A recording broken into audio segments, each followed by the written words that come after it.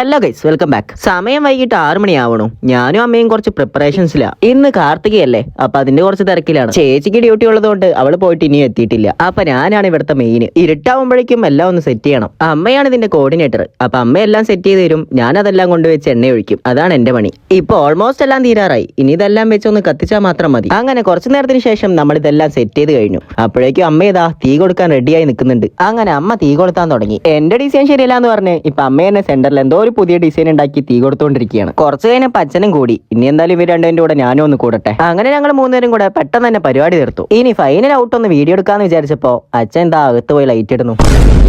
And finally എങ്ങനെയുണ്ട് guys? ചേച്ചിന്റെ drawings ഒക്കെ അവിടെ തിളങ്ങി നിൽക്കുന്നുണ്ട്. അങ്ങനെ നമ്മുടെ വീട്ടിലത്തെ പരിപാടിയെല്ലാം കഴിഞ്ഞു. ഇനി ഞാനും അമ്മയും കൂടെ ഫ്രണ്ടിത്തെ വീട്ടിൽ നോക്കാൻ പോവാണ്. അവിടെ എത്തിയതും അവിടുത്തെ കുഞ്ഞാവി ഇതാ നല്ല ഭക്തിയോടെ നിന്ന് പ്രാർത്ഥിക്കുന്നു. ഞങ്ങളെ കണ്ടതും പ്രാർത്ഥിച്ചുകൊണ്ടിരിക്കുന്ന അവിടെ നിന്ന് നാണം വന്ന ഒരൊറ്റ ഓട്ടം.